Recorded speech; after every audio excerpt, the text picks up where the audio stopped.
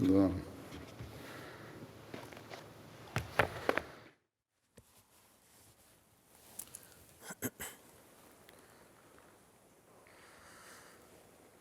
اللہ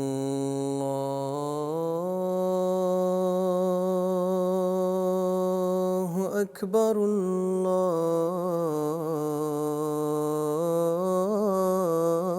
اللہ اکبر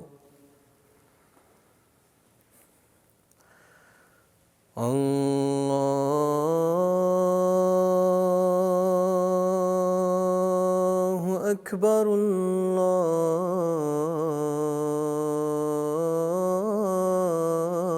اللہ اکبر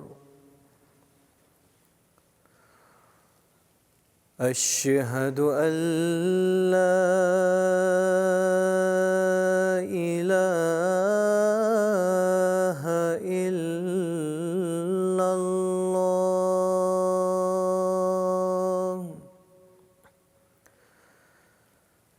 اشہد ان لا الہ الا اللہ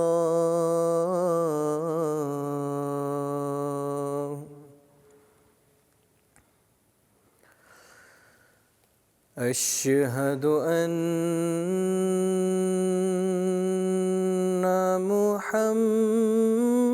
محمد رسول اللہ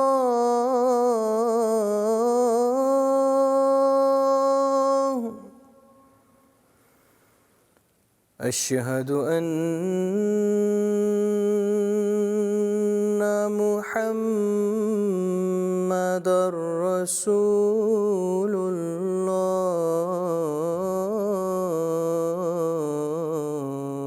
اللہ حی علی الصلاة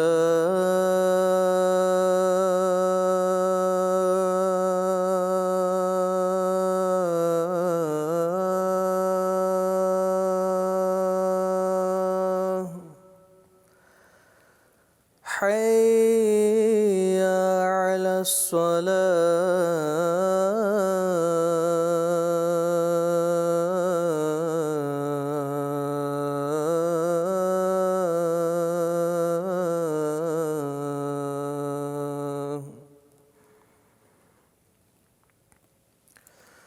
حی علی الفلاح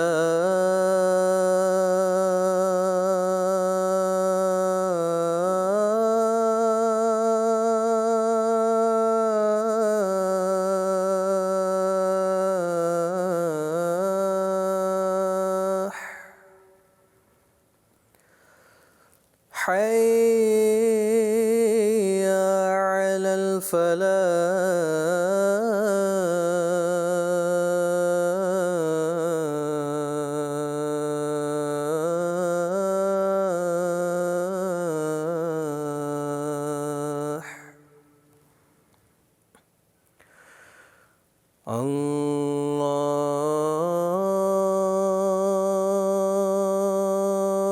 اللہ اکبر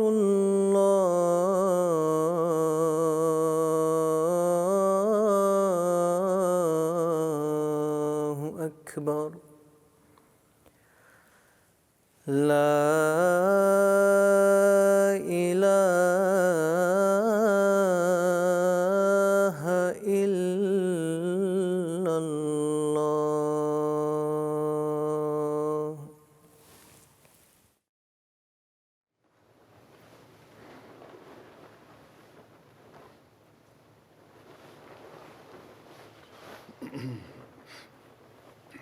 السلام علیکم ورحمۃ اللہ.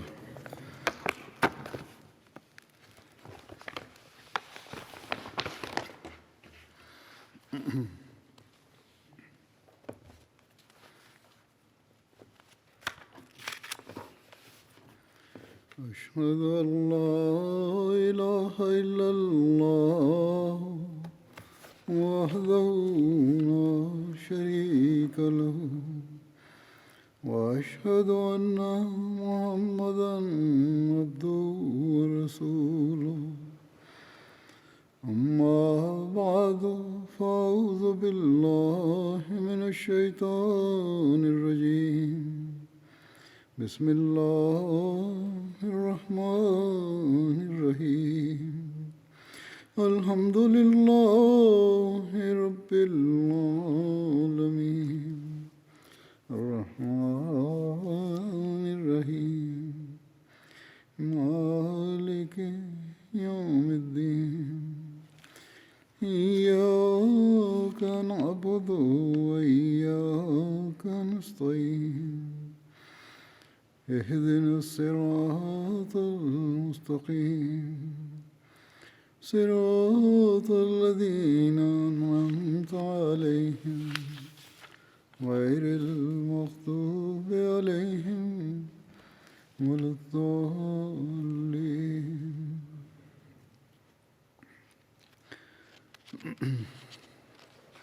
حضرت عمر رضی اللہ عنہ کا ذکر چل رہا تھا. آپ نے جن غزوات اور سرایا میں شرکت کی اس کے بارے میں کچھ بیان کرتا ہوں. حضرت عمر بن خطاب بدر، احد اور خندق سمیت تمام غزوات میں رسول کریم صلی اللہ علیہ وسلم کے ساتھ شریک ہوئے. اس کے علاوہ متعدد سرایا میں بھی شریک ہوئے، جن میں سے بعض سرایا کے آپ امیر بھی تھے. غزوہ بدر کے لیے روانگی کے وقت صحابہ کے اونٹوں کی تعداد جو ان کے پاس تھے 70 تھی، اس لیے ایک ایک اونٹ 3 آدمیوں کے لیے مقرر کرنا پڑا اور ہر ایک باری باری سوار ہوتا تھا. حضرت ابوبکر، حضرت عمر اور حضرت عبد الرحمن بن عوف ایک اونٹ پر باری باری سوار ہوتے تھے.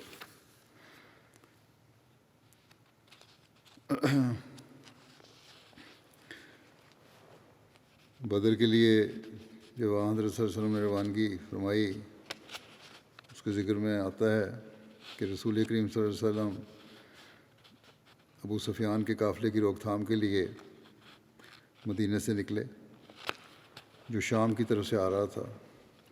جب مسلمانوں کا قافلہ ظفران پہنچا، یہ مدینہ کے نواح میں وادی صفرا کے قریب ایک وادی ہے، تو آپ کو خبر ملی کہ قریش اپنے تجارتی قافلے کو بچانے کے لیے نکل پڑے ہیں. نبی کریم صلی اللہ علیہ وسلم نے صحابہ کرام سے مشورہ طلب کیا اور ان کو یہ خبر دی کہ مکے سے ایک لشکر انتہائی تیز رفتاری سے نکل پڑا ہے. اس بارے میں تم کیا کہتے ہو؟ کیا لشکر کے مقابلے میں تجارتی قافلہ تمہیں زیادہ پسند ہے؟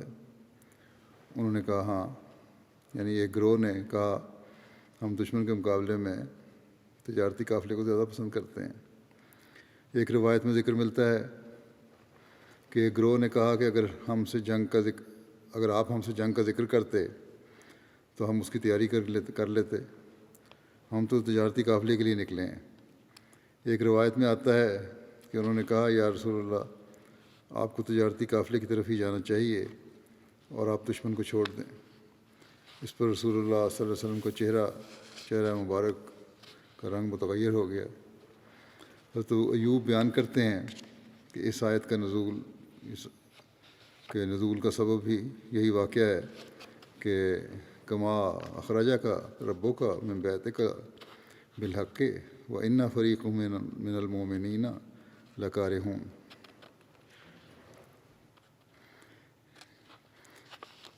کہ جیسے تیرے رب نے تجھے حق کے ساتھ تیرے گھر سے نکالا تھا، حالانکہ مومنوں میں سے ایک گروہ سے یقیناً ناپسند کرتا تھا.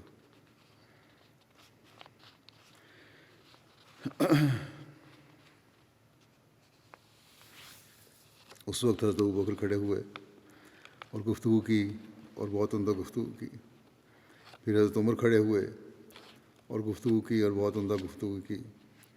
پھر مقداد کھڑے ہوئے اور عرض کیا یا رسول اللہ، جس کا اللہ نے آپ کو حکم دیا ہے اس کی طرف چلیے، ہم آپ کے ساتھ ہیں.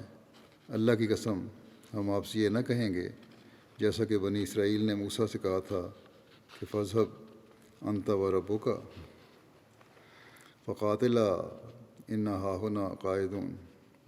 بس جا تو اور تیرا رب دونوں لڑو، ہم تو یہیں بیٹھے رہیں گے۔ انہوں نے کہا نہیں، بلکہ ہم لوگ آپ کے ساتھ قتال کریں گے جب تک کہ ہم میں جان ہے۔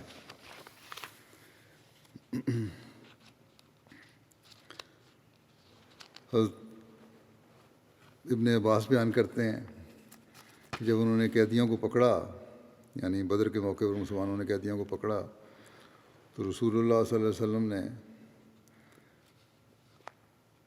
حضرت ابوبکر اور حضرت عمر سے فرمایا ان قیدیوں کے بارے میں تمہاری کیا رائے ہے؟ حضرت ابوبکر نے عرض کیا اے اللہ کے نبی، وہ ہمارے چچا زاد اور رشتہ دار ہیں، میرا خیال ہے آپ ان سے فدیہ لے لیں، وہ ہمارے لیے ان کفار کے مقابلے میں قوت کا باعث ہوگا، اور قریب ہے کہ اللہ تعالیٰ ان کی اسلام کی طرف رہنمائی فرمائے۔ رسول اللہ صلی اللہ علیہ وسلم نے فرمایا اے ابن خطاب، تمہاری کیا رائے ہے؟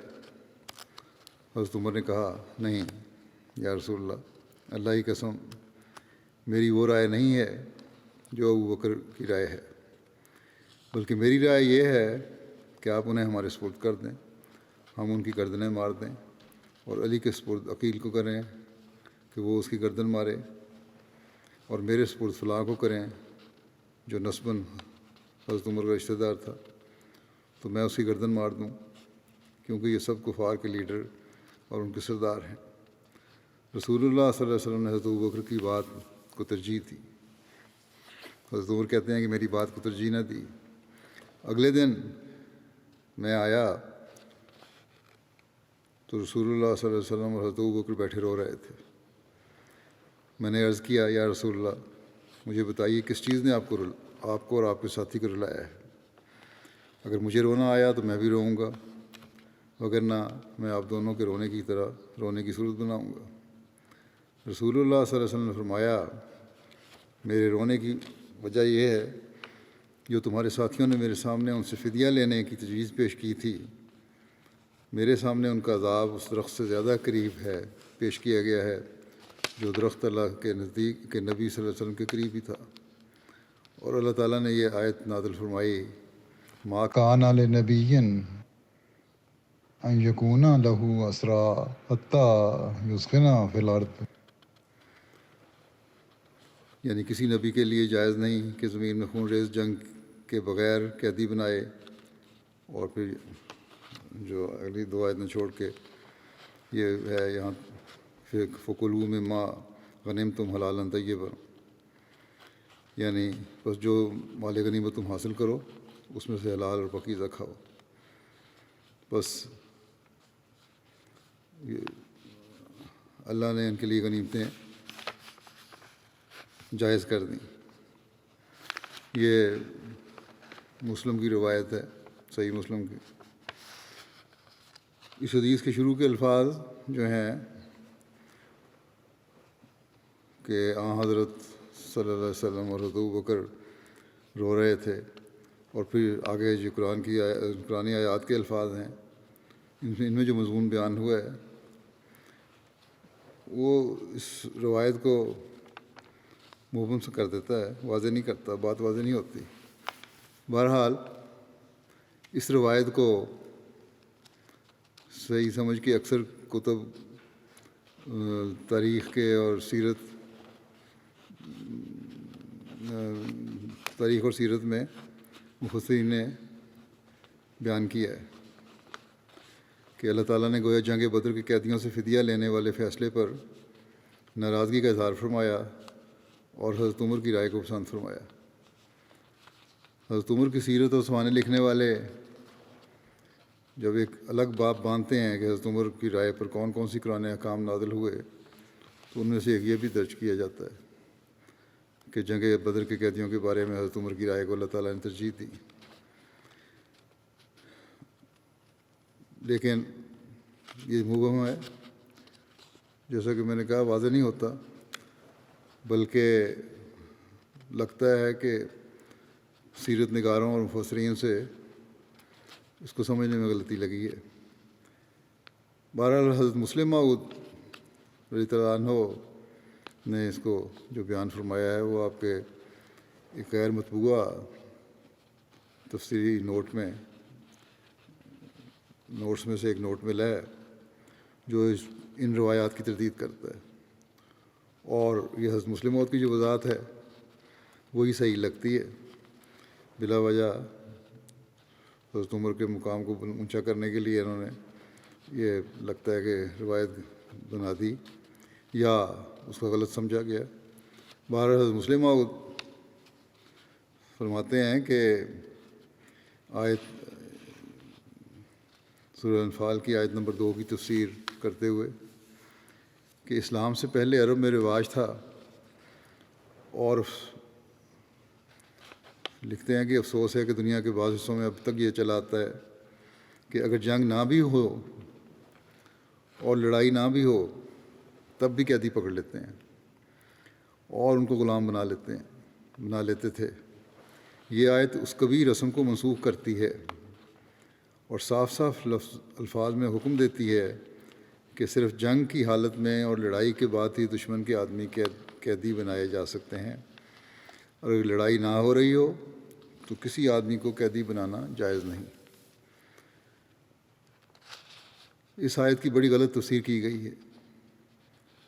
کہتے ہیں کہ جب مسلمانوں نے جنگ بدر کے موقع پر مکے والوں کے کچھ قیدی پکڑ لیے تو حضرت صلی اللہ علیہ وسلم نے صحابہ سے مشورہ کیا کہ ان کے متعلق کیا فیصلہ کرنا چاہیے۔ حضرت عمر کی رائے تھی کہ ان کو قتل کر دینا چاہیے۔ حضرت ابوبکر کی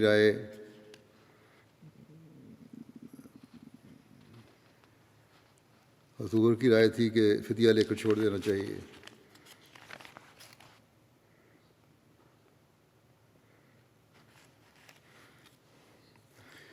حضرت صلی اللہ علیہ وسلم نے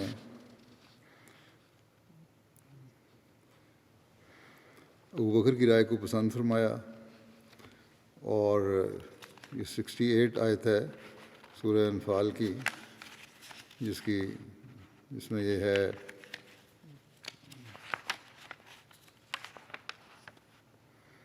کہ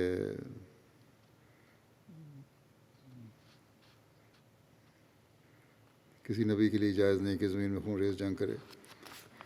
تو بہرحال حضرت مسلم موعود فرماتے ہیں اسی کی وضاحت کرتے ہوئے، اس میں تو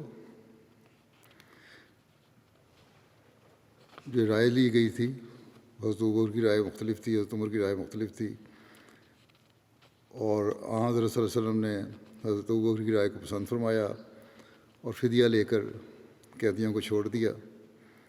لیکن کہتے ہیں کہ جب یہ آیت نازل ہوئی تو گویا خدا نے حضرت صلی اللہ علیہ وسلم کے فعل کو ناپسند فرمایا۔ قیدیوں کو قتل کر دینا چاہیے تھا اور فدیہ نہیں لینا چاہیے تھا۔ یہ تبری کی تفسیر میں ہے۔ بس مسلم لکھتے ہیں مگر یہ تفسیر غلط ہے۔ اول، اس وقت تک خدا نے کوئی ایسا حکم نازل نہیں کیا تھا کہ قیدیوں کو فدیہ لے کر نہ چھوڑا جائے، اس لیے فدیہ قبول کرنے پر حضرت صلی اللہ علیہ وسلم پر کوئی الزام نہیں آ سکتا تھا۔ دوم، اس سے پیشتر حضرت صلی اللہ علیہ وسلم نے نخلا کے مقام پر 2 آدمیوں سے فدیہ لے کر ان کو چھوڑ دیا تھا، اور خدا نے آپ کے اس فعل کو ناپسند نہیں فرمایا تھا۔ سوم، صرف 2 آیتیں اور آگے چل کر خدا مسلمانوں کو اجازت دیتا ہے کہ مال غنیمت سے جو کچھ تم کو ملے اسے کھاؤ، وہ حلال اور طیب ہے۔ یہ بات کسی کے وہم میں بھی نہیں آ سکتی کہ حضرت صلی اللہ علیہ وسلم کے فدیہ لینے کو خدا ناپسند کرے اور اس طرح جو روپیہ حاصل ہو اس کو حلال اور طیب فرمائے۔ اس لیے یہ تفسیر ہی غلط ہے، اور صحیح تفسیر یہی ہے کہ اس آیت میں ایک عام اصول مقرر فرما دیا ہے کہ قیدی اسی صورت میں پکڑے جا سکتے ہیں کہ باقاعدہ جنگ ہو اور دشمن کو کاری ضربیں لگا کر مغلوب کر دیا گیا ہو۔ مفسرین قرآن میں سے علامہ امام رازی اور معروف سیرت نگار علامہ شبلی نعمانی کا بھی یہی موقف ہے جو حضرت مسلم موعود رضی اللہ عنہ نے بیان فرمایا ہے۔ حضرت مرزا بشیر احمد صاحب لکھتے ہیں کہ مدینہ پہنچ کر حضرت صلی اللہ علیہ وسلم نے قیدیوں کے متعلق مشورہ کیا کہ ان کے متعلق کیا کرنا چاہیے۔ عرب میں بالعموم قیدیوں کو قتل کر دینے یا مستقل طور پر غلام بنا لینے کا دستور تھا، مگر حضرت صلی اللہ علیہ وسلم کی طبیعت پر یہ بات سخت ناگوار گزرتی تھی، اور پھر ابھی تک اس بارے میں کوئی الہی احکام بھی نازل نہیں ہوئے تھے۔ حضرت ابوبکر نے عرض کیا کہ میری رائے میں تو ان کو فدیہ لے کر چھوڑ دینا چاہیے، کیونکہ آخر یہ لوگ اپنے ہی بھائی بند ہیں، اور کیا تعجب کہ کل کو انہی میں سے فدائیان اسلام پیدا ہو جائیں۔ مگر حضرت عمر نے اس رائے کی مخالفت کی اور کہا کہ دین کے معاملے میں رشتہ داری کا کوئی پاس نہیں ہونا چاہیے، اور یہ لوگ اپنے افعال سے قتل کے مستحق ہو چکے ہیں، بس میری رائے میں ان سب کو قتل کر دینا چاہیے، بلکہ حکم دیا جائے کہ مسلمان خود اپنے ہاتھ سے اپنے اپنے رشتہ داروں کو قتل کریں۔ حضرت صلی اللہ علیہ وسلم نے اپنے فطری رحم سے متاثر ہو کر حضرت ابوبکر کی رائے کو پسند فرمایا اور قتل کے خلاف فیصلہ کیا، اور حکم دیا کہ جو مشرکین اپنا فدیہ وغیرہ ادا کر دیں انہیں چھوڑ دیا جاوے۔ چنانچہ بعد میں اسی کے مطابق الہی حکم بھی نازل ہوا۔ جب الہی حکم بھی فدیہ کے دینے کے بارے میں نازل ہو گیا، جیسا کہ خلیفہ مسیح ثانی نے بھی لکھا ہے، تو پھر اس حدیث کو بنیاد بنا کر حضرت صلی اللہ علیہ وسلم اور ابوبکر کے رونے کا جواز پیدا کرنا کوئی عجیب سی بات لگتی ہے۔ بہرحال حضرت مرزا بشیر احمد صاحب لکھتے ہیں کہ چنانچہ ہر شخص کے مناسب حال 1000 درہم سے لے کر 4000 درہم تک اس کا فدیہ مقرر کر دیا گیا، اور اس طرح سارے قیدی رہا ہوتے گئے۔ حضرت عمر کی بیٹی حضرت حفصہ کی سے شادی کے بارے میں جو ذکر ملتا ہے کہ حضرت حفصہ کے شوہر جنگ بدر میں شریک ہوئے اور جنگ سے واپسی پر بیمار ہو کر انتقال کر گئے۔ بعد میں حضرت صلی اللہ علیہ وسلم نے حضرت حفصہ کے ساتھ شادی کی۔ اس کی تفصیل بخاری میں یوں درج ہے کہ حضرت عبداللہ بن عمر نے بیان کیا، حضرت عمر بن خطاب جب حضرت حفصہ بنت عمر خنیس بن حذافہ سامی سے بیوہ ہوئیں، اور وہ رسول اللہ صلی اللہ علیہ وسلم کے صحابہ میں سے تھے جو بدر میں شریک تھے، مدینہ میں انہوں نے وفات پائی۔ حضرت عمر نے کہا، میں حضرت عثمان بن عفان سے ملا، ان کے پاس حفصہ کا ذکر کیا اور کہا کہ اگر آپ چاہیں تو حفصہ بنت عمر کا نکاح آپ سے کر دوں۔ انہوں نے کہا میں اپنے اس معاملے پر غور کروں گا۔ حضرت عثمان نے کہا، چنانچہ میں کئی روز تک ٹھہرا رہا۔ حضرت عمر کہتے ہیں پھر حضرت عثمان نے کہا کچھ دنوں کے بعد کہ مجھے یہی مناسب معلوم ہوا ہے کہ میں ان دنوں شادی نہ کروں۔ حضرت عمر کہتے تھے پھر میں حضرت ابوبکر سے ملا کہ اگر آپ چاہیں تو میں حفصہ بنت عمر کا نکاح آپ سے کر دوں۔ حضرت عمر خاموش ہو گئے اور مجھے کچھ جواب نہ دیا، اور حضرت عمر کہتے ہیں عثمان کی نسبت میں نے ان سے زیادہ محسوس کیا، یعنی احساس زیادہ ہوا کہ انہوں نے بھی انکار کر دیا۔ پھر میں کچھ دن ٹھہرا رہا، پھر رسول اللہ صلی اللہ علیہ وسلم نے حضرت حفصہ سے نکاح کا پیغام بھیجا اور میں نے آپ سے ان کا نکاح کر دیا۔ جب نکاح ہو گیا تو پھر حضرت ابوبکر مجھ سے ملے اور کہا شاید آپ نے مجھ سے کچھ محسوس کیا تھا میرے انکار کرنے پہ، جب آپ نے حفصہ کا ذکر کیا تھا اور میں نے آپ کو کچھ جواب نہ دیا تو میں نے کہا جی ہاں میں نے محسوس کیا تھا۔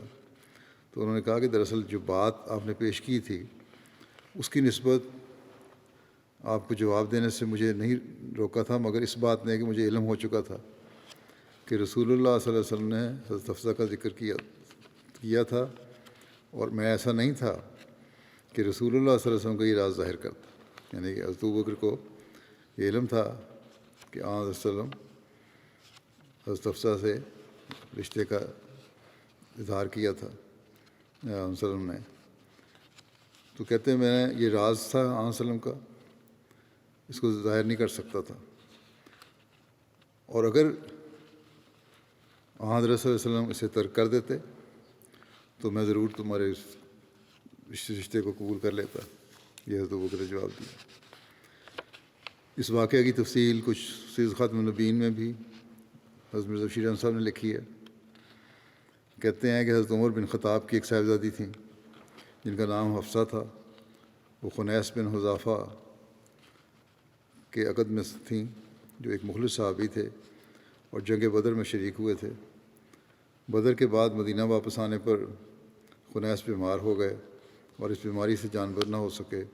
ان کی وفات کے کچھ عرصے بعد حضرت عمر کو حفصہ کے نکاح ثانی کا فکر دامنگیر ہوا۔ اس وقت حفصہ کی عمر 20 سال سے اوپر تھی۔ حضرت عمر نے اپنی فطرتی سادگی میں خود عثمان بن عفان سے مل کر ان سے ذکر کیا کہ میری لڑکی حفصہ اب بیوہ ہے، آپ اگر پسند کریں تو اس کے ساتھ شادی کر لیں، مگر حضرت عثمان نے ٹال دیا۔ اس کے بعد حضرت عمر نے حضرت ابوبکر سے ذکر کیا، لیکن حضرت ابوبکر نے بھی خاموشی اختیار کی اور کوئی جواب نہ دیا۔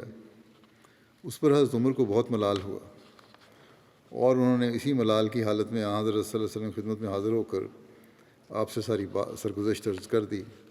آپ نے فرمایا، عمر کچھ فکر نہ کرو، خدا کو منظور ہوا تو حفصہ کو عثمان و ابوبکر کی نسبت بہتر خامند مل جائے گا، اور عثمان کو حفصہ کی نسبت بہتر بیوی ملے گی۔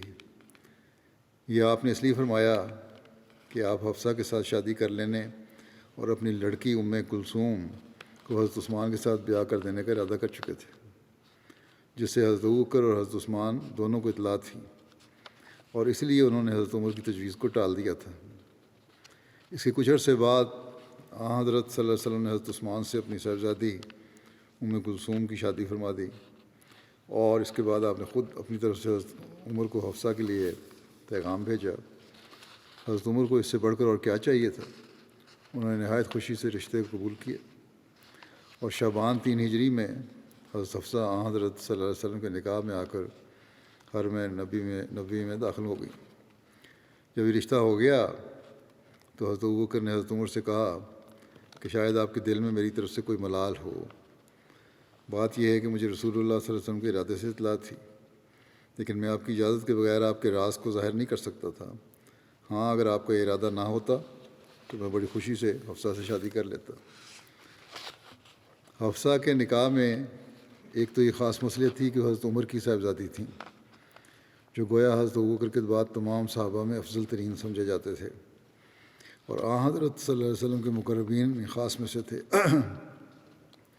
بس آپس کے تعلقات کو زیادہ مضبوط کرنے اور حضرت عمر اور حفصہ کے اس صدمہ کی تلافی کرنے کے واسطے جو خنیس بن حذافہ کی بے وقت موت سے ان کو پہنچا تھا، حضرت صلی اللہ علیہ وسلم نے مناسب سمجھا کہ حفصہ سے خود شادی فرما لیں، اور دوسری عام مصلحت یہ مد نظر تھی کہ حضرت صلی اللہ علیہ وسلم کی جتنی زیادہ بیویاں ہوں گی، اتنی عورتوں میں جو بنی نوع انسان کا نصف حصہ بلکہ بعض جہاز سے نصف بہتر حصہ ہیں، دعوت و تبلیغ اور تعلیم کا کام زیادہ وسیع پیمانے پر اور زیادہ آسانی سے اور زیادہ خوبی کے ساتھ ہو سکے گا۔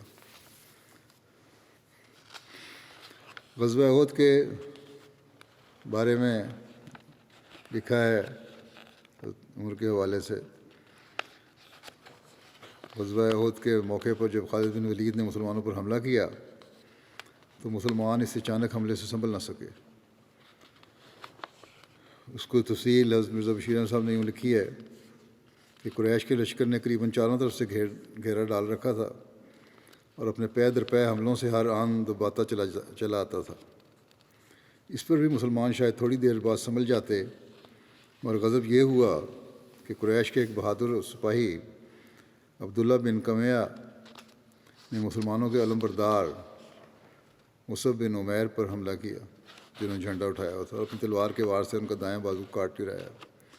مصعب نے فوراً دوسرے ہاتھ میں جھنڈا تھام لیا اور ابن قمیہ کے مقابلے کے لیے آگے بڑھے، مگر اس نے دوسرے وار میں ان کا دوسرا ہاتھ بھی قلم کر دیا۔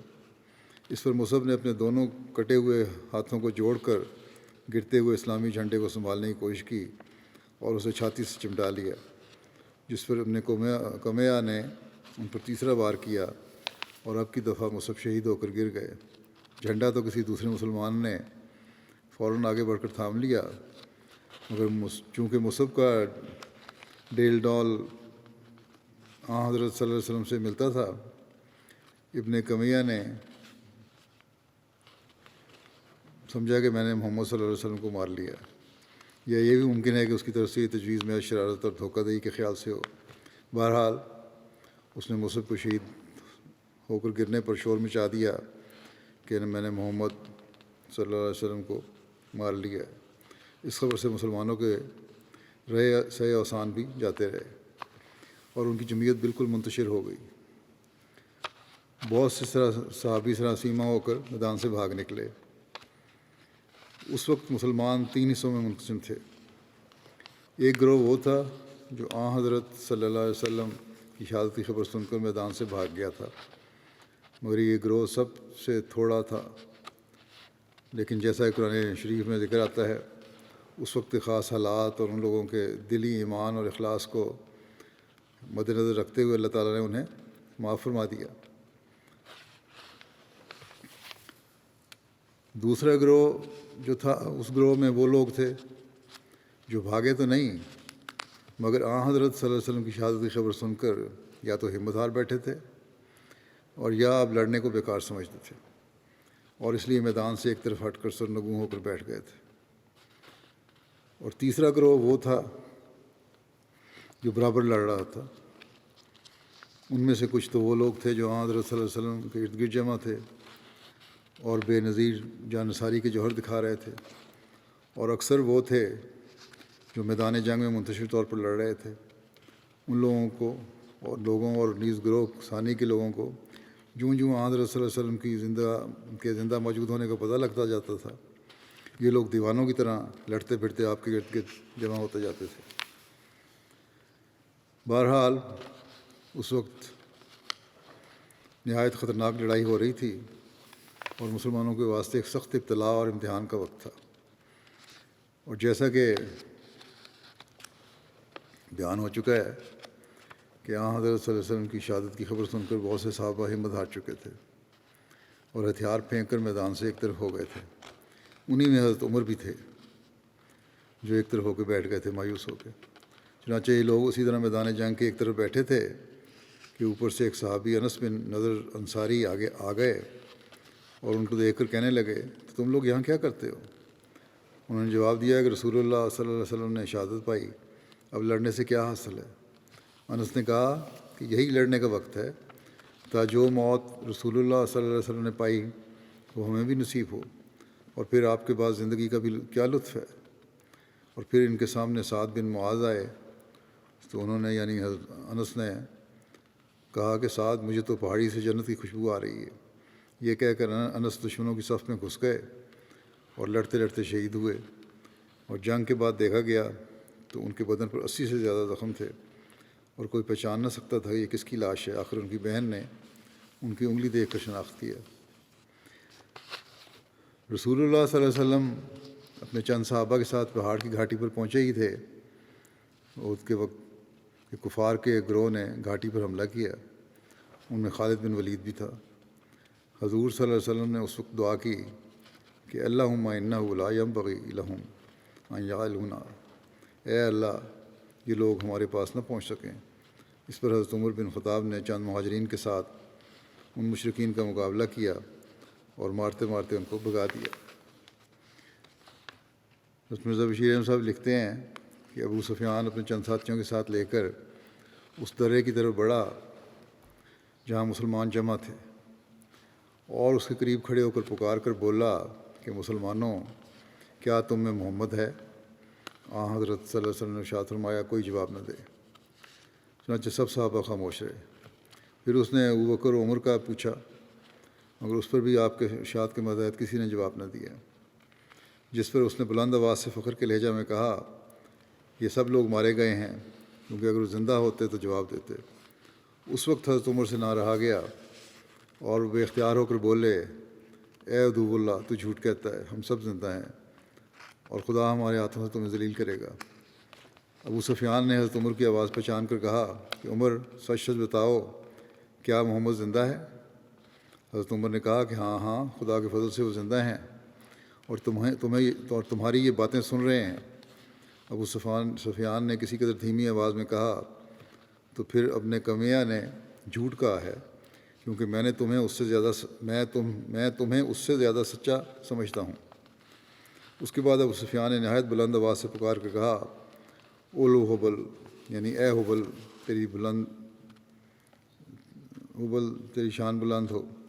صحابہ آن حضرت صلی اللہ علیہ وسلم کے ارشاد کا خیال کر کے خاموش رہے، مگر آن حضرت صلی اللہ علیہ وسلم جو اپنے نام پر تو خاموش رہنے کا حکم دیتے تھے، اب خدا تعالیٰ کے مقابلے میں بت کا نام آنے پر بےتاب ہو گئے اور فرمایا کہ تم جواب کیوں نہیں دیتے؟ صحابہ نے عرض کیا کہ یا رسول اللہ کیا جواب دیں؟ آپ نے فرمایا، کہو اللہ اعلیٰ و اجل، یعنی بلندی اور بزرگی صرف اللہ تعالیٰ کو حاصل ہے۔ ابو سفیان نے کہا، لنا العزیٰ ولا عزیٰ لکم، ہمارے ساتھ عزیٰ ہے اور تمہارے ساتھ عزیٰ نہیں ہے۔ حضرت صلی اللہ علیہ وسلم صحابہ سے فرمایا، کہو اللہ مولانا ولا مولا لکم، عزیٰ کیا چیز ہے؟ ہمارے ساتھ اللہ ہمارا مددگار ہے اور تمہارے ساتھ کوئی مددگار نہیں۔ اس کے بعد ابو سفیان نے کہا کہ لڑائی ایک ڈول کی طرح ہوتی ہے جو کبھی چڑھتا اور کبھی گرتا ہے، بس یہ دن بدر کے دن کا بدلہ سمجھو، اور تم میدان جنگ میں ایسی لاشیں پاؤ گے جن کے ساتھ مسلح کیا گیا ہے۔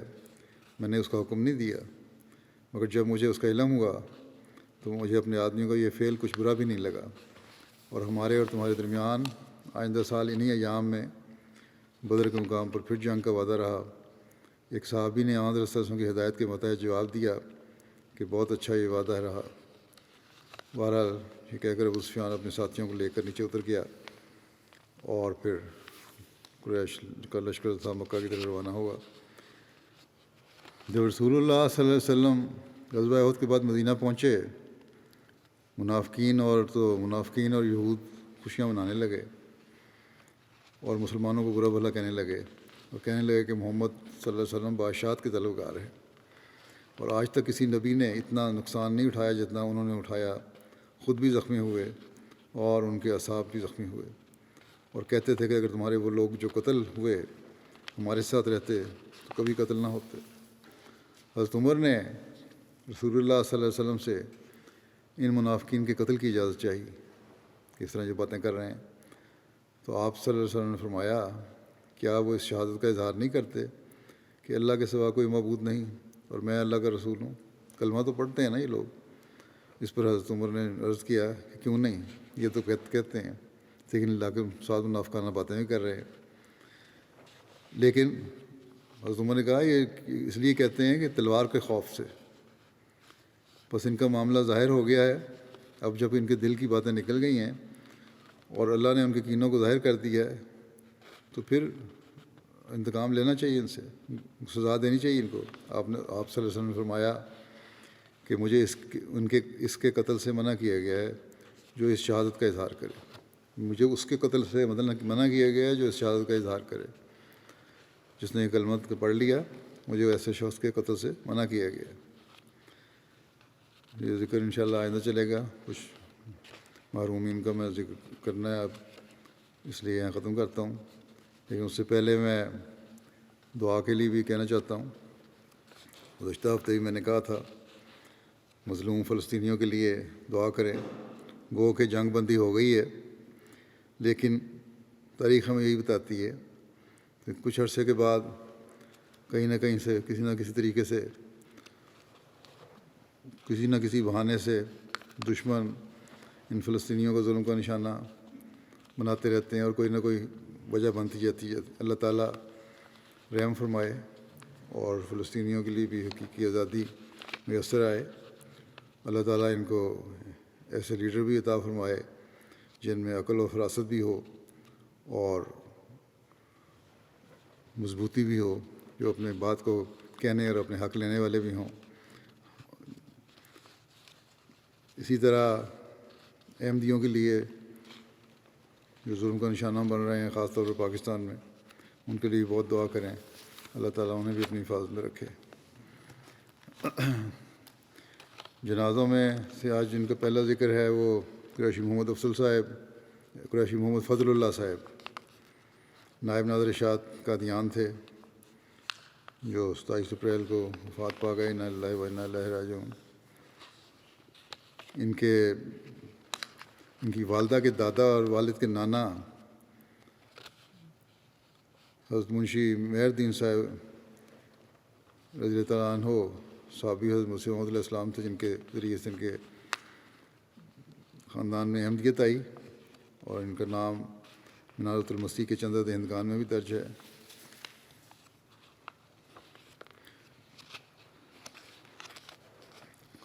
فراغت کے بعد، جامعہ سے فراغت کے بعد قریشی صاحب نے 23 سال 5 ماہ جامعہ احمدیہ میں تدریس کا کام کیا، اور قرآن مجید، اردو کلام، صرف و نحو اور ادب عربی وغیرہ کے مضامین پڑھائے، اور کل عرصہ خدمت ان کا 37 سال 7 ماہ بنتا ہے۔ اللہ کے فضل سے مرحوم موسی تھے۔ عثمان خان میں اہلیہ اور ایک بیٹا اور 2 بیٹیاں ہیں۔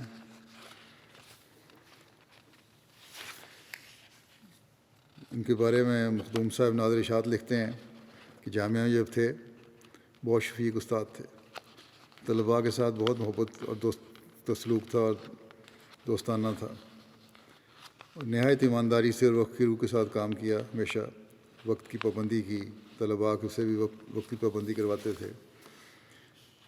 ہندوستان کے اکثر مبلغین ان کے شاگرد ہیں، اور ان سے انہوں نے فیض پایا۔ طبیعت میں ان کی بہت سادگی تھی، کلام میں اختصار تھا، زیادہ باتیں نہیں کرتے تھے، لیکن بڑی علمی اور ٹھوس بات ہوتی تھی ان کی۔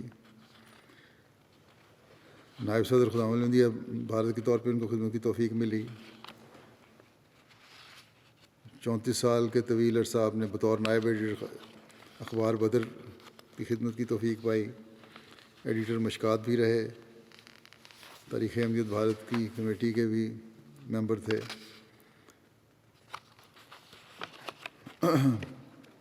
جو کمپیوٹرائز ایڈیشن چھپا تھا روحانی خزائن کا، اس میں بعض انہوں نے پروف ریڈنگ کی غلطیاں نکال لیں، اس کے بعد پھر ان کی درستیاں کی گئیں ان کے کہنے پر۔ بڑی باریک بینی سے ہر چیز دیکھا کرتے تھے، پروف ریڈنگ کرتے تھے۔ حضرت اقدس مسیح علیہ السلام کی بعض کتب جو علیحدہ شائع ہوئی ہیں، ان کی بھی مکمل پروف ریڈنگ کی، خصوصاً براہین احمدیہ اور آریہ دھرم اور ست بچن وغیرہ۔ اور حضرت مسیح علیہ السلام کی جانب سے دیے گئے جو حوالہ جات تھے ان کتب میں، ان کے اصل ماخذ اور گرنتھوں اور ویدوں سے نہایت باریکی سے چیک کرتے ہوئے ایک ایک لفظ کے تلفظ اور ترجمہ میں جو فرق نظر آتا تھا اس کی نشاندہی کرتے تھے۔ ہر معاملے میں اپنی تحقیق کو کمال تک پہنچانے کا ان کی خاصیت تھی۔ اور آریہ دھرم اور ست بچن کے حوالہ جات کی تلاش اور جائزہ اور چیکنگ بڑی محنت سے کی انہوں نے۔ یہ کہا کرتے تھے کہ حضرت مسیح علیہ السلام کی اس کتاب کو ہندوؤں اور سکھوں کے لیے بطور سند پیش کیا گیا ہے، اور 2 کتب ان دونوں مذاہب کے مقابل پر بہت اہمیت کے حامل ہیں، اس لیے بڑی باریکی سے ان کو چیک کرنا ہوگا اور حوالے درست کرنے ہوں گے۔ قرآن کریم جو شائع ہوا ہے اب ہماری طرف سے خط منظور میں، اس کا بھی سافٹ ویئر کی تیاری میں ان کی بہت خدمات ہیں، اور ممبئی کی کمپنی سے بنوایا گیا تھا، اور اس میں انہوں نے بہت کام کیا ہے۔ دن رات انہوں نے اس کو اصلاح اور اس کی درستگی اور صحت کے لیے کام کیا۔ اسی طرح خط منظور میں سادہ قرآن کریم تو شائع ہو گیا ہے، اور قرآن مجید انگریزی ترجمہ مولوی شیر علی صاحب والا جو تھا اس کو تیار کرنے میں مصروف تھی، وہ بھی انشاءاللہ تعالیٰ تقریباً تیار ہے، جلدی ہو جائے گا، اس میں بہت کام ہے ان کا۔ اسی طرح ترجمہ حضرت میر اسحاق صاحب والا جو ہے اس کے بھی کچھ سپارے انہوں نے کر لیے تھے۔ قرآن کریم کے کام میں بھی بڑی محنت سے انہوں نے کام کیا ہے، اشاعت میں، خاص طور پہ خط منظور کی اشاعت میں۔ ان کے ناظر صاحب اشاعت لکھتے ہیں کہ خاکسار کے استاد بھی تھے اور ماموں خسر بھی تھے، اس کے باوجود نائب ہونے کی حیثیت سے ہمیشہ اطاعت کا جذبہ اور بڑی عاجزی اور انکساری سے بات کرتے تھے. کبھی یہ نہیں کہا کہ تمہارا میں استاد ہوں یا تمہارا رشتے میں تمہارے سے بڑا ہوں. ان کے طلباء میں سے لکھتے ہیں کہ انہوں نے کلاس میں بتایا کہ انہوں نے دوران طالب علمی کبھی رخصت نہیں لی جامعہ سے, اور اس کے بعد تدریس کے دوران بھی جب جامعہ میں پڑھاتے تھے کبھی رخصت نہیں لی. اللہ تعالیٰ مرحوم سے مغفرت و رحم کا سلوک فرمائے. دوسرا جو ذکر ہے وہ ہے سید بشیر الدین احمد صاحب مبلغ سلسلہ. یہ بھی قادیان کے ہیں. 83 سال کی عمر میں بقضاء الہی وفات پا گئے تھے.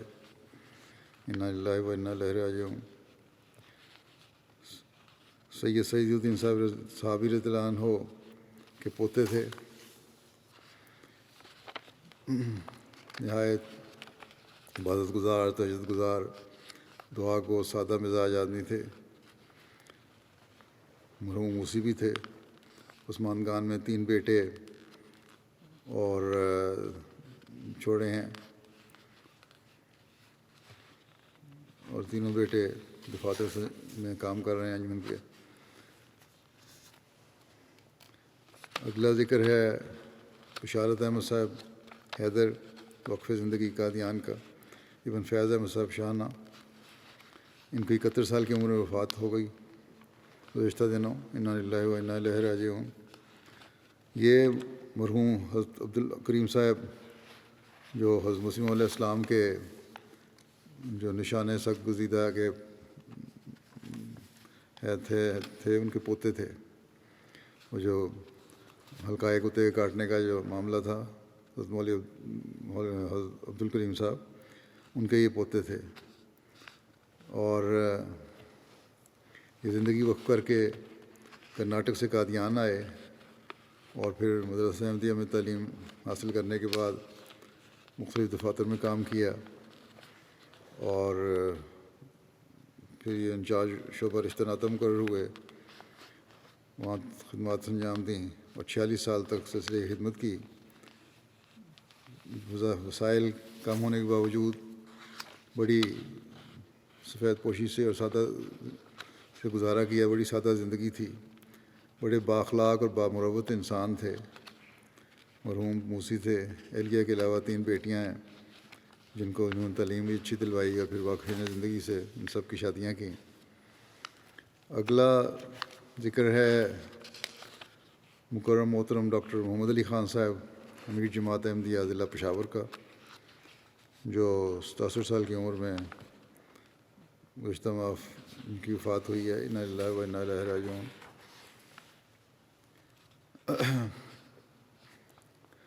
یہ انہوں نے خود بیعت کی تھی جب یہ FSC کے طالب علم تھے. وہاں ایک دن کہتے ہیں کہ میں اپنے تایا کی دکان تھی, وہاں بیٹھا ہوا تھا, تو ایک شخص آیا جو بڑا معزز تھا, اور جب چلا گیا تو تایا نے ان کو کہا کہ تم جانتے ہو یہ قادیانی تھا, اور قادیانی بہت اچھے لوگ ہوتے ہیں. تو یہ کہتے ہیں میرا جماعت سے پہلا تعارف تھا.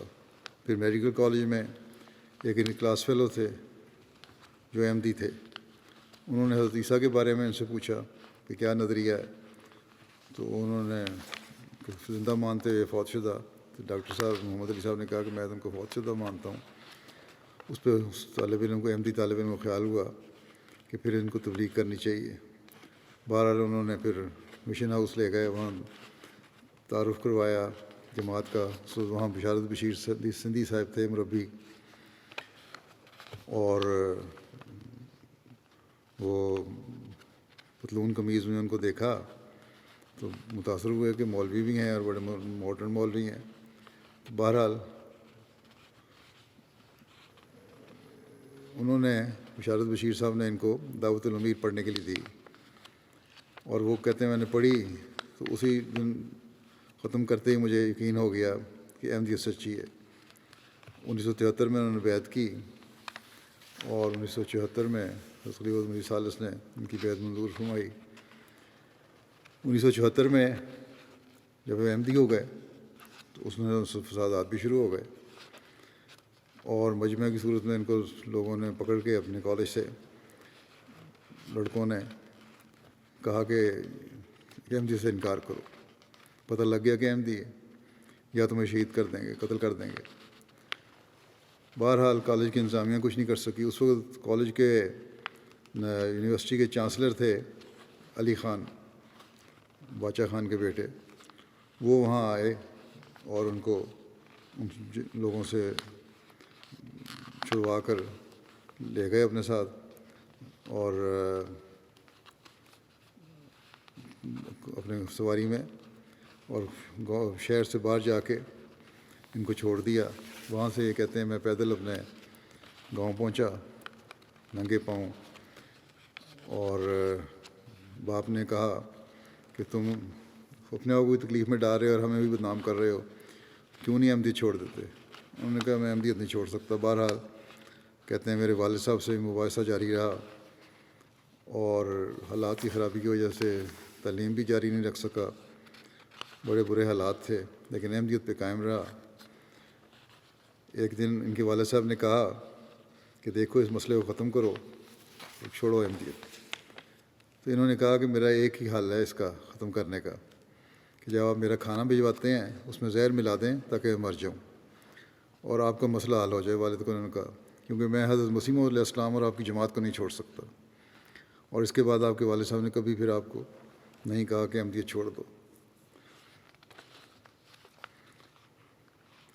والد صاحب کی ان کی وفات ہوئی ہے تو آپ ان کی وفات پر گئے، مگر نماز جنازہ نہیں پڑھی. لوگوں نے کہا کہ قبائلی روایات کے بڑا خلاف ہے اور بڑی نفرت کا اظہار کیا، کیسا بیٹا ہے وہ آپ کا جنازہ نہیں پڑھا. تو انہوں نے کہا کہ میرے لیے حضرت مسیح علیہ السلام زیادہ اہمیت رکھتے ہیں، باقی سب بعد میں.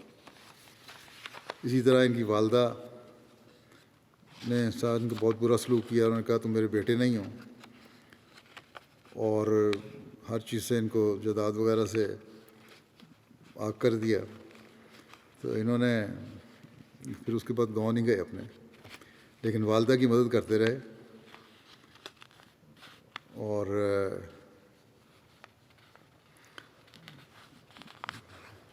اپنے تایا کے گھر جایا کرتے تھے، وہاں سے والدہ کا خیال رکھتے رہے، ان کی مالی امداد بھی کرتے رہے. وہ بھی جو فوت ہوئی ہیں تو ان کے جنازہ بھی نہیں پڑھا. اس طرح انہوں نے اپنے ایک چھوٹے بھائی کو بھی احمدی کر لیا تھا، انہوں نے بھی جنازہ نہیں پڑھا. اور دونوں اس پر پھر لوگوں نے اعتراض کیا یہ کیسے بیٹے ہیں، پر انہوں نے یہی کہا کہ یہ جہاں تک جماعت کی غیرت کا سوال ہے کہ لوگ کیونکہ گالیاں دیتے رہے حضرت مسیح علیہ السلام کو، اس لیے جنازہ نہیں پڑھ سکتے ہم. غیر معمولی غیرت دکھائی انہوں نے. 27 سال انہوں نے فوج میں خدمت کی، لیفٹیننٹ کرنل کے عہدے سے ریٹائر ہوئے، ڈاکٹر تھے. ریٹائرمنٹ پر ان کو صدارتی تمغہ امتیاز ملٹری بھی ملا. اس کے بعد یہ نصیر ٹیچنگ ہاسپٹل پشاور میں اسسٹنٹ پروفیسر کے طور پر کام کرتے رہے، اور ہیڈ آف ڈپارٹمنٹ شعبہ سائیکالوجی بھی رہے. 32 سال کی عمر میں ان کو سلیم مسیح رابع نے سرحد اور ضلع پشاور جماعت کا امیر مقرر فرمایا تھا. 1985 میں ان کو وقف دید کے بورڈ آف ڈائریکٹر میں تعینات کر دیا. تاحیات اسی پوزیشن میں رہے، ممبر رہے بورڈ آف ڈائریکٹرز کے وقف دید کے. اسی لیے فضل فاؤنڈیشن اور طاہر فاؤنڈیشن اور اسٹینڈنگ شورا کے بھی ممبر تھے.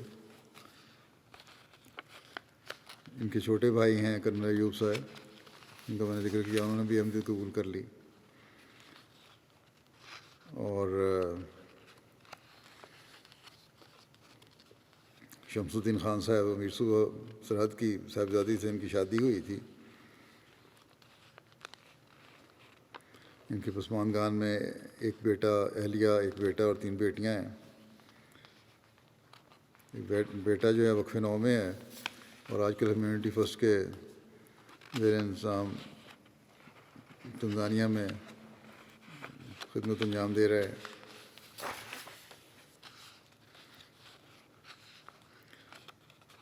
لکھتے ہیں کہ ڈاکٹر محمد علی خان صاحب سچائی، دیانتداری، بے نفسی اور کھرے پن میں اپنا ایک خاص انفرادی مقام رکھتے تھے. کبھی بھی دولت، اخراجات، دنیاوی اموال یا کسی چیز کا کبھی ذکر نہ کرتے. یہ ہر بچے نے ان کے لکھا ہے یہی بات. اور ہمیشہ نہایت ہی مطمئن اور خوش زندگی گزاری. ہر قسم کے حالات میں انہوں نے پشاور کے نہایت مشکل حالات میں نہایت پیار اور خدا تعالیٰ کی مدد اور نصرت پر بھروسہ کرتے ہوئے پشاور جماعت کی قیادت کی. پشاور کے لوگ ان کی وفات پر بہت دکھی ہیں. خلافت سے بے انتہا تعلق تھا اور اطاعت کی مثالی تھی ان کی. حضرت مسیح علیہ السلام سے محبت کا تعلق، حضرت صلی اللہ علیہ وسلم سے عشق کا تعلق، اللہ تعالیٰ کی توحید کے لیے ہر قربانی کے لیے تیار رہنے والے، بے شمار کی خوبیوں کے مالک تھے. اگلا ذکر ہے مکرم محمد رفیع خان شہزادہ صاحب روا کا، جو 30 مارچ کو وفات پا گئے تھے. انا للہ و انا الیہ راجعون. ان کی عمر 82 سال تھی. مرحوم حضرت مسیح علیہ السلام کے صحابہ حضرت غلام رسول صاحب خان اور عائشہ پٹھانی صاحبہ کے نواسے اور حضرت عبدالستار خان صاحب المعروف بزرگ صاحب کے پڑنواسے تھے. عبادت گزار اور جوانی سے تہجد گزار تھے. دین کی غیرت رکھنے والے تھے اور بڑا جوش رکھتے تھے. بڑی پاکیزہ شخصیت کے مالک تھے. آخری بیماری میں ہسپتال میں سانس کی تکلیف کے باوجود قرآن شریف اونچی آواز میں پڑھتے رہتے تھے. یہ ابوظہبی میں ایئر فورس میں جو بھرتی ہو گئے، کچھ عرصے بعد ابوظہبی چلے گئے. وہاں ایئر فورس کی اسمبلی میں کسی مولوی نے کہا کہ قادیانی واجب القتل ہیں. تو انہوں نے بڑے جرأت سے کھڑے ہو کر کہا کہ میں احمدی ہوں، مجھے قتل کرو. لیکن بہرحال پھر وہاں سے انہوں نے استعفیٰ دے دیا اور پاکستان آ گئے. یہاں آ کے اپنا میڈیکل سٹور کھولا اور اس دوران میں دارالعلوم شرقی راجے کی کے صدر محلہ بھی رہے. اسی طرح ایم ٹی اے کے پروگرام پشتو مذاکرہ کی کم و بیش 50 قسطوں میں شرکت کی. محلے کے ہر شخص کے ساتھ ان کا نہایت شفقت بھرا اور پدرانہ سلوک تھا. لوگوں کی خاموش مالی مدد کیا کرتے تھے. موسی تھے. اہلیہ کے علاوہ 2 بیٹے اور 4 بیٹیاں چھوڑی ہیں. دوسرا اگلا ذکر ہے ایاز یونس صاحب آسٹریلیا کا. ان کی 24 مارچ کو آسٹریلیا کے اسٹیٹ نیو ساؤتھ ویلز میں سیلابی پانی میں ڈوب جانے کی وجہ سے وفات ہوئی. انا للہ و انا الیہ راجعون. بڑے خدمت کرنے والے خادم تھے اور صدر صاحب کو نے کہا کہ آپ کو کسی کام کی بھی ضرورت ہو تو مجھے جب بھی حکم کریں گے میں حاضر ہوں گا. ہمیشہ ہر وقت خدمت کے لیے حاضر رہنے والے تھے اور ہر ایک کو کہا ہوا تھا کہ میرے گھر کے دروازے کھلے ہیں، جب بھی ضرورت ہو مدد کی آ جاؤ. ہر ایک کی بڑھ چڑھ کے مدد کرنے والے تھے. بہرحال ان کی وفات پہ حکومت نے، نوجوان تھے، ابھی شادی بھی نہیں ہوئی تھی، والدین کو پاکستان سے آنے کے لیے ویزا بھی دیا اور حکومتی نمائندوں کی موجودگی میں ان کی تدفین ہوئی.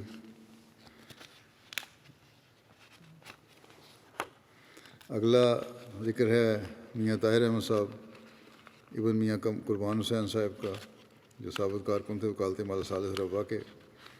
اور ادریس احمد صاحب یہاں کے جو ہمارے اسلام آباد میں انجینئر ہیں پروجیکٹ کے، ان کے والد تھے.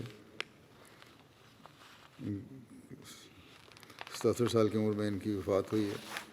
انا للہ و انا الیہ راجعون. جماعت میں، مقامی جماعت میں سیکرٹری تربیت تھے، نائب صدر اور زعیم انصار اللہ کے طور پر خدمت بجا لاتے رہے. تہجد گزار اور نوافل کی ادائیگی کرنے والے، قرآن مجید کی باقاعدہ تلاوت کرنے والے تھے. موسی تھے. عثمان خان میں اہلیہ کے علاوہ 2 بیٹیاں اور 3 بیٹے چھوڑے ہیں. اگلا ذکر ہے رفیق آفتاب صاحب یو کے کا، جو فاروق آفتاب صاحب کے والد تھے. ان کی بھی اپریل میں گزشتہ مہینے وفات ہوئی 63 سال کی عمر میں. انا للہ و انا الیہ راجعون. فاروق صاحب لکھتے ہیں کہ میرے والد بہت خوبیوں کے مالک تھے، عاجز، شریف النفس، ہر ایک کے ساتھ میل ملاپ رکھنے والے، خوش مزاج اور قابل احترام خوش مزاج تھے، لوگوں کا احترام کرنے والے، مہمان نواز. اور بہت سارے لوگوں نے ہمیں فون کر کے یہی بتایا ہے، ان خوبیوں کی گواہی دی ہے. بہت مخلص اور فدائی تھے، بچوں کو بھی خلافت کی طرف کے قریب رہنے کی طرف ہمیشہ توجہ دلائی، اور اسی کا نتیجہ ہے کہ بچے جماعت کی خدمت بھی کر رہے ہیں. اگلا ذکر ہے محترمہ زرینہ اختر صاحبہ اہلیہ مرزا نصیر احمد صاحب، چٹھی مسیح جامعہ احمدیہ UK کے استاد ہیں ان کا، جو گزشتہ مہینے وفات پا گئیں. انا للہ و انا الیہ راجعون. یہ بھی صحابہ کی اولاد میں سے تھیں، اور بڑی صابر شاکر اپنے والدین اور ساس اور سسر سب کی انہوں نے خدمت کا حق ادا کیا. واقف زندگی خامد کے ساتھ وفا اور قناعت سے گزارا کیا. گھانا میں رہیں تو بڑے برے حالات کے باوجود، معاشی حالات کے، بڑے صبر اور شکر سے بچوں کے ساتھ گزارا کیا انہوں نے. کبھی شکوہ نہیں لائیں منہ پہ. مرحومہ موسیاں تھیں، ان کے ایک بیٹے واقف زندگی ہیں، MTA میں کام کر رہے ہیں، مرزا توقیر احمد. اگلا جنازہ ہے حافظ محمد اکرم صاحب کا، جو اسی مہینے طاہر ہاٹ میں 80 سال کی عمر میں وفات پا گئے. انا للہ و انا الیہ راجعون. ان کے خاندان میں احمدیت حضرت مسیح اول کے ذریعے سے آئی تھی، اور اس کے بعد ان کے دادا نے حضرت مسیح علیہ السلام کو کے زمانے میں تحریری بیعت کی تھی. دستی بیعت تو نہیں ہوئی لیکن تحریری بیعت کی تھی. ان کے ایک نواسے عبدالخبیر رضوان یہاں دفتر PS UK میں خدمت بجا لا رہے ہیں.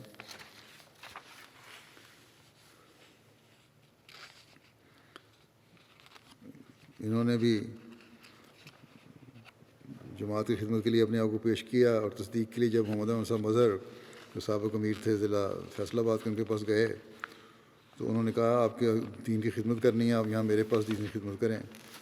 اور وہاں پھر بحیثیت کارکن فیصل آباد جماعت میں انہوں نے ساری عمر گزاری، اور ہمیشہ دین کو دنیا پر مقدم کیا. اب کیا کو وقت سمجھا. موسی تھے، اپنا حصہ جزاد بھی زندگی میں ادا کر دیا. بڑے تہجد گزار اور بلا ناغہ تہجد ادا کرنے والے. فیصل آباد میں بہت سے بچوں کو قرآن کریم پڑھانے اور حفظ کرانے کی توفیق پائی. اپنے چھوٹے بیٹے کو بھی قرآن شریف حفظ کروایا. اگلا ذکر ہے محترم چودھری نور احمد ناصر صاحب کا، جو 82 سال کی عمر میں وفات پا گئے تھے گزشتہ دنوں. یہ چودھری محمد عبداللہ صاحب درویش قادیان کے سب سے بڑے بیٹے تھے. ان کے 2 بیٹے اللہ تعالیٰ کے فضل سے واقف زندگی ہیں.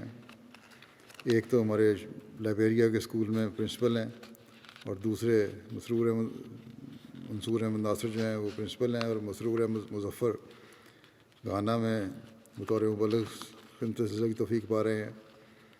اور یہ دونوں بیٹے میدان عمل میں ہونے کی وجہ سے اپنے باپ کے جنازے میں شامل نہیں ہوئے تھے، مرحوم موسی تھے. اگلا جنازہ ہے مکرم محمود احمد منہاس صاحب ابن حکیم عبید اللہ منہاس صاحب کا، جو 75 سال کی عمر میں وفات پا گئے گزشتہ ماہ. انا للہ و انا الیہ راجعون. ان کے ایک بیٹے مبلغ ہیں راشد محمود منہاس.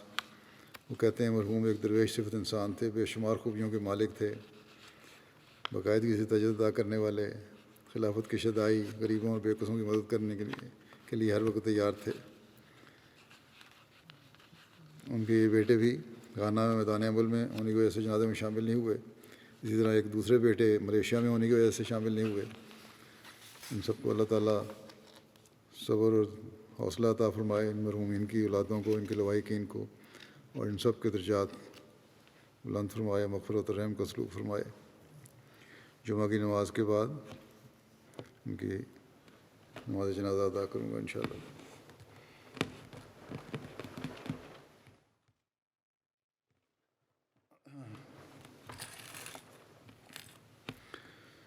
الحمد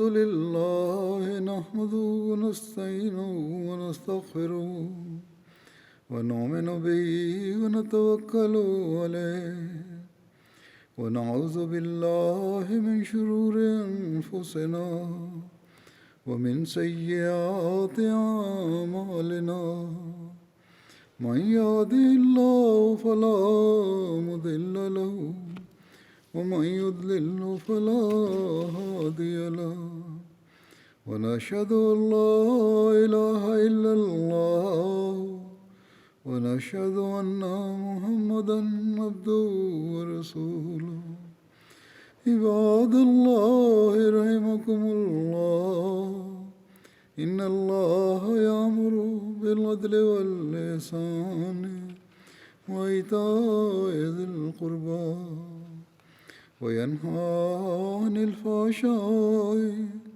والمنكر والبغي يعظكم لعلكم تذكرون اذكروا الله يذكركم وادعوه يستجب لكم ولذكر الله أكبر